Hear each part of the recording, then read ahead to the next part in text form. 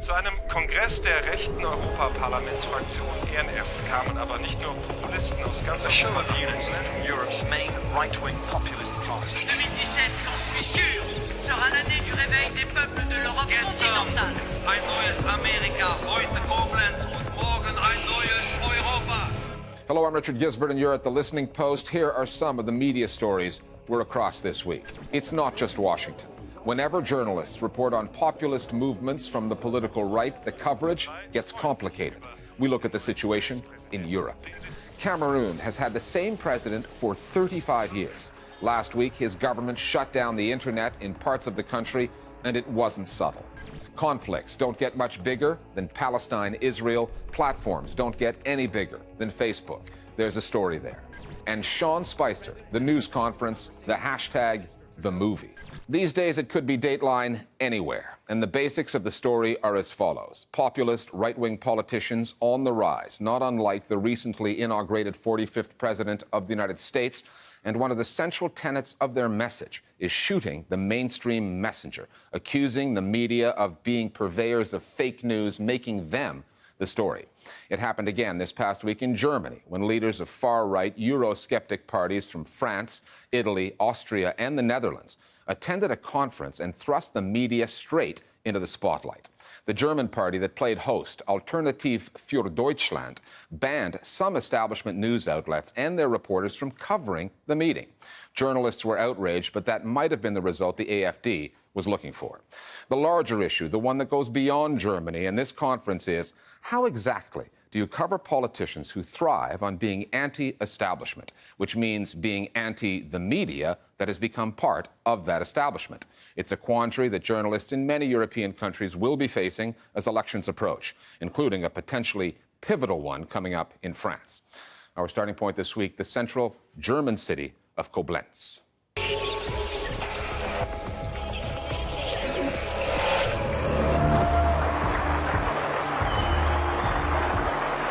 They called it the Koblenz Counter Summit. On the guest list, Marine Le Pen, the leader of France's Front National, Geert Wilders, head of the Dutch anti-Islam Freedom Party, as well as delegates from other Eurosceptic or far-right parties in Italy and Austria. Among those not on the guest list, some of Germany's biggest news organizations, including the state-owned broadcasters, ARD and ZDF, banned from attending by the German party hosting the event, the AfD. Their main target in Germany is the state broadcasters, the public broadcasters, which are somewhat similar to the BBC in the UK. Die Spitzenleute von Europas Rechtspopulisten haben in Koblenz über die Wahlen beraten. These are very large broadcasting operations, and they really control, to a large degree, the media market in Germany. That's a key strategy for them now, and I spoke to one of my sources at the AfD yesterday, and he said that he foresees that becoming the norm for the AfD, that any event, any conference, anything they're able to control access to, they'll continue to ban journalists that they see as being against the AfD, and this is obviously a way to control what is written about them. They're trying to tap into this discontent in the broader populace, this feeling that this is really the elites who control the message here. This is a very PC message that you're getting from your television, and they don't want you to hear what we have to say, which is why they're always trying to shoot it down. Ich schätze es so ein, dass es der AfD. The AfD can use this to mark itself out as an anti-establishment party, a party of protest. So the extensive coverage, the attention given to it by the media is certainly valuable. Gewinnbringend für die Partei. Other outlets banned included Frankfurter Allgemeine Zeitung, one of the country's most influential newspapers, the weekly magazine Der Spiegel, as well as Politico Europe, the offshore offshoot of the American news site. By picking a fight with some of Germany's biggest mainstream news outlets, the AfD is tapping into suspicions many Germans have of their media establishment, a feeling not limited to the political right. The distrust of the media in Germany isn't just coming from AfD supporters. I mean, 44% of people in Germany distrust the media, yet the AfD right now is polling at about 15% of the population. So that's a very troubling figure, because this isn't to say that it's just people with extreme views who don't trust the media anymore. It's a very big portion of the population. The AfD, for example, started its own internet channel, a video channel. People in these circles decamp partly into social networks, and they take refuge in their own publications. They're active on Facebook and Twitter, and in that way they have built up an alternative press where you won't find anyone with editorial responsibility. None of that exists in these forums, and that makes it dangerous. Und das macht es dann auch gefährlich. Facebook has become a dumping ground for fake news and hate speech, much of it directed at Chancellor Angela Merkel, a pro-immigration leader AfD supporters oppose. The Chancellor has been called Hitler's daughter by one site, whose work spread virally. And if you search the term migrant rape epidemic in German, plenty of bogus news stories come up. The Merkel government has put Facebook on notice. It says it has a new law in the works that would require sites to delete fake news or malicious material within 24 hours or face heavy fines. But it's the AfD's tendency to make real news that challenges the news media in new ways. Its propensity for breaking taboos, testing the limits of political discourse, such as when one of its regional leaders recently called the Holocaust Memorial in Berlin a monument of shame. And these are things that obviously are very incendiary, and you run into this question, well, how much attention should the press pay to something like this? Clearly he's trying to draw attention to himself. The mainstream press come after him, and a lot of people call him a Nazi. And that again sort of fuels his supporters that say, you see, you can't say anything against what's going on in this country or you're accused of being a Nazi. Und seitdem ist die AfD vor allem mit The AfD uses taboo-breaking statements and actions and uses this to publicize and promote itself. You could say there is an interplay. The established media report a lot about the populist parties, about scandals, about scandalous statements. Partly this is for economic reasons. It sells more papers. At the same time, politicians are dependent on the publicity, so it's possible to speak of a symbiosis. Both sides can profit. What gets covered by the media often fails to address whether this is, in fact, a conscious attempt to provoke. ob es sich hier wohl eine bewusste Provokation handelt. Wenn man sich auch in anderen Ländern anschaut, wie When you look at how right-wing populists in every country deal with the media, we always see the same pattern. Us against them. I don't deny that there is a basic mood among the population that fans the flames of the AfD and other right-wing or even extreme right-wing parties, but the media represents for many a convenient shared enemy. That's why we, as journalists, have ended up in a situation that we've never been in before, in which we have to explain our job and our craft. unser Handwerk erklären müssen. And the situation is not unique to Germany. Across the continent, populist, right-wing parties are on the rise. In the Netherlands, Geert Wilders' Freedom Party is leading in the polls with elections just 6 weeks away. France holds the first round in its presidential vote a month later, and Marine Le Pen's party looms large. Chancellor Merkel is expected to face the German electorate probably in September.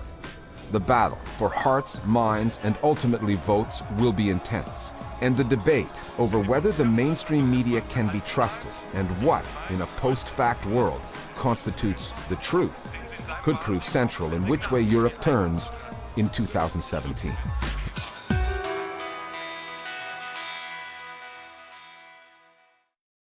On the download now, our viewers on the seemingly inherent conflict between the news media and the political right. I think the AfD are getting a fair treatment by the German press, and one great example of that is how they continue to give so much airtime to chairwoman Frauke Petry, who basically spends a large portion of that airtime complaining about her interviewers. I think that leaves a lot of people very confused as to what the AfD even is. Are these neo-Nazis, or is this a populist right-wing movement? And I think that that's been a challenge both for the media and for people who consume the media. Public trust in media is at an all-time low, and that people believe friends and contacts rather than the media. And they see the media as a new elite, which is a really scary development because it undermines democratic institutions when you don't have any trust in media anymore. The political world at the moment is very complex, and that maybe decision makers and the mainstream media has failed to really explain what is happening and to maybe show alternatives.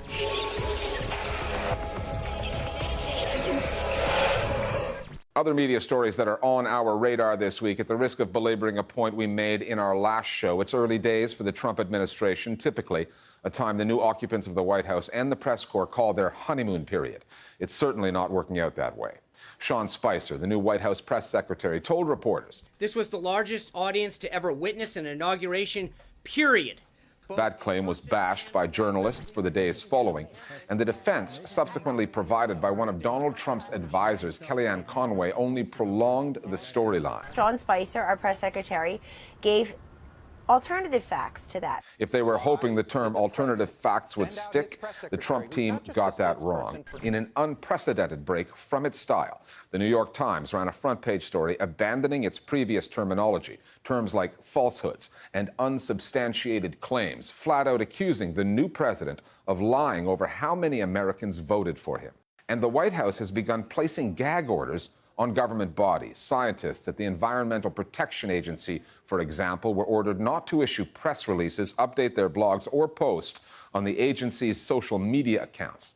Environmentalists have described that move as chilling, a major red flag for all Americans. President Trump has vowed to shut down the EPA. A Libyan journalist has been arrested by ground forces operating in the eastern part of the country, and the reason behind his arrest remains unclear. William Benzabia works for the Libyan channel Panorama. He was picked up at a checkpoint while on his way to a funeral in the city of Derna. Benzabia was stopped by militiamen affiliated with Field Marshal Khalifa Haftar, who is in charge of one side of the internationally backed government of Libya called the Council of Deputies. A video posted online showed Benzabia being interrogated by a soldier about possible links with terrorists. He is believed to have been transferred to a military facility in another city, El Beida, where, according to the Paris-based Reporters Without Borders, conditions are harsh and detainees are often tortured. These are tough times for journalists in Libya. Last year, 3 of them lost their lives while covering the deteriorating situation there. Another 10 covering protests ended up behind bars. There's been a crackdown on the flow of news and information in Cameroon, not on the supply side, the journalism, but on the consumer's end, through an internet kill switch. On the 17th of January, the government of the Central African country ordered internet providers to suspend their services in English-speaking regions. Thousands of teachers and lawyers in those areas have been on strike over what they call the government's marginalization of Cameroon's Anglophones through the imposition of the French language in schools and courts. President Paul Biya has ruled Cameroon for 35 years. His government spread word of the internet shutdown via text message, warning citizens against seeking and sharing unverified information, threatening them with jail terms and heavy fines, while declaring some Anglophone advocacy groups in Cameroon are illegal and a threat to national security. At about this time last year, Israel was facing what came to be known as the knife intifada, hundreds of apparently uncoordinated attacks involving Palestinians stabbing Israelis. 36 Israelis lost their lives, and more than 200 Palestinians were killed during that period by Israeli security forces. The other weapon, apart from kitchen knives, that drew the attention of the Israeli security establishment was social media. The rationale offered because some attackers went online to signal their intent or had been exposed to provocative posts there. The internet required policing for what the authorities called incitement. The result, hundreds of arrests and prison sentences for Palestinian activists, ordinary citizens, as well as journalists, based on what they wrote or shared, particularly on Facebook. Facebook itself has reportedly responded to numerous requests from the Israelis to censor its content, but that has not stopped politicians from pushing for new laws to force social media companies to comply more fully.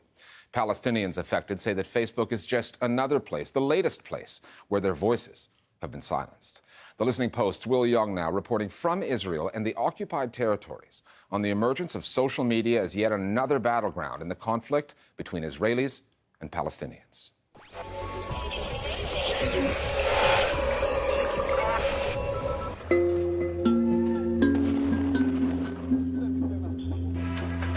שלום רב לכם, קורבן We've been suffering from Arab violence and terrorism for 120 years now. It's not a new thing. The significant difference is the technology, which has suddenly come into being. מה שאנחנו רואים פה זה שילוב בין האסלאם הקיצוני והאינטרנט. אוסמה בן לאדן פוגש את מרק צוקרברג. Everyone has been swept away by it, and it makes headlines. Facebook is everywhere. Everyone is on Facebook all the time. It has a very strong and noticeable presence, so it's very convenient to focus on incitement on Facebook. האם אפשר לעצור את ההסתה הפלסטינית ברשתות החברתיות? It's an individual intifada. Nobody is organizing them.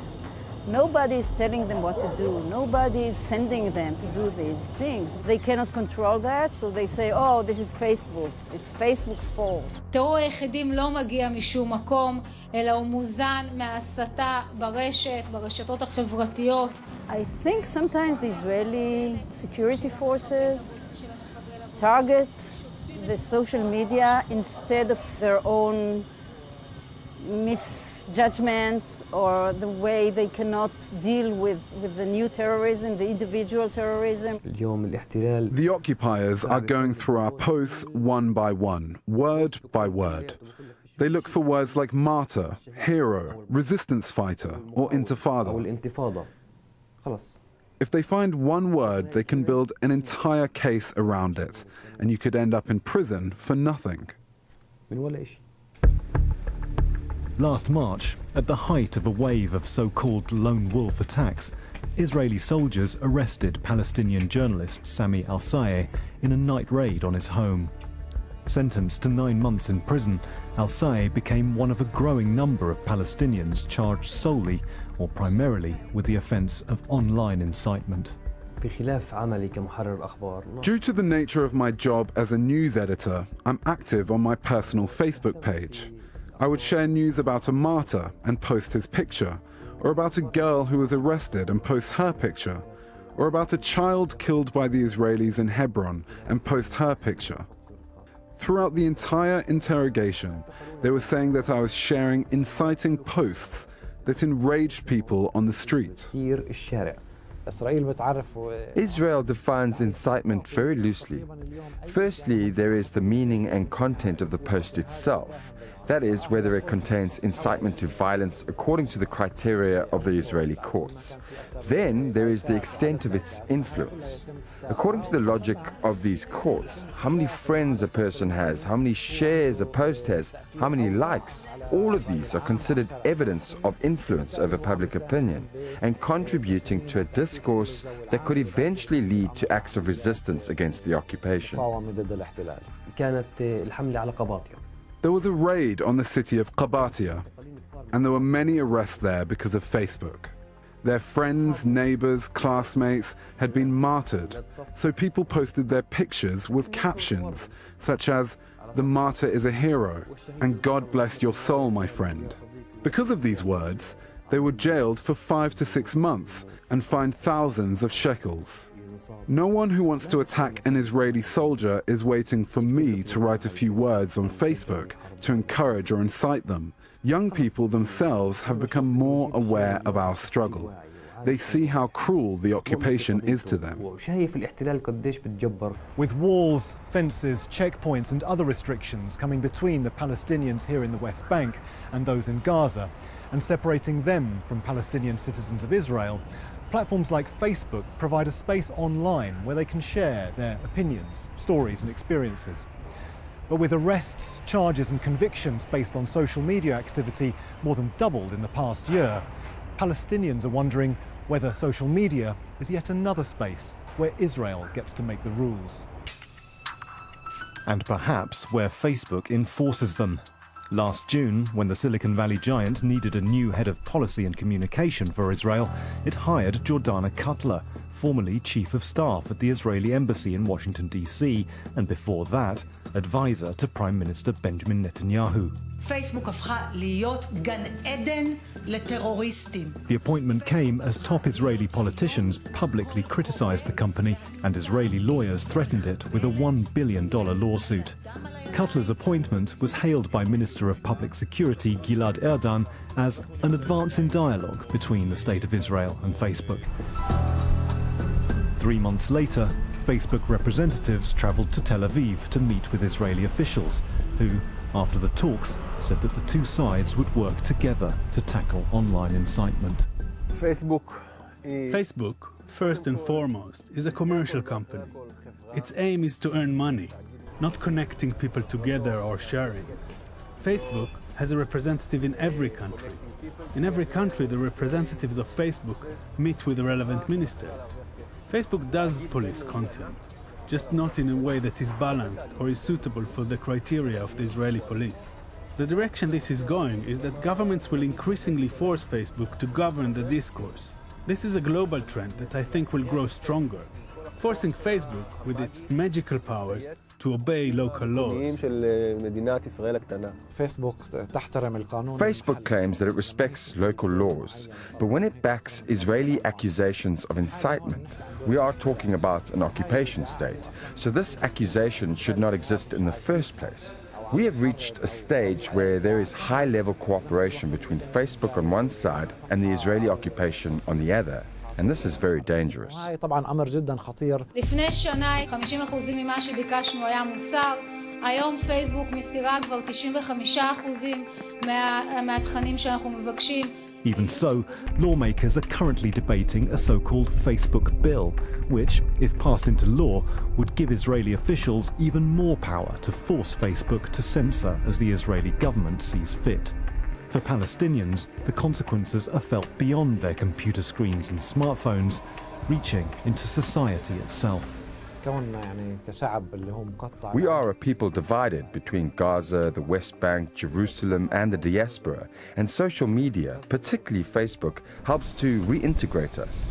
Internet access is a human right because it is my right to seek knowledge and not to be subject to persecution either by governments or companies. It is our right, in our case as Palestinians, to express ourselves, participate, contribute. Surf the internet safely and without being hunted down for sharing this song or that poem or anything that conveys our realities, distresses and ambitions. The Palestinians don't have a state.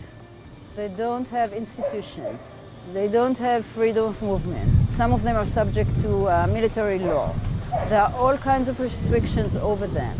So Facebook may be the only arena in which they can freely express themselves and create solidarity. If you take that away from them, this will create even more anger and rage, which will be executed into terrorism. You cannot take from people the need for social exchange and social connection. I mean, this is a very basic need.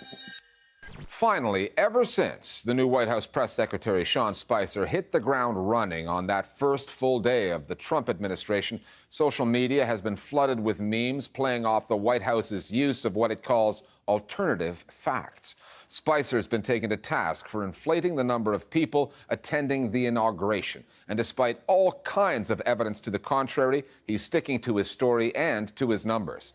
However, hashtags like Spicer Facts and Alternative Facts have taken off. And our personal favorite is hashtag Sean Spicer, a film. It captures a largely fictional world where the kids are alt-right. We'll see you next time here at The Listening Post.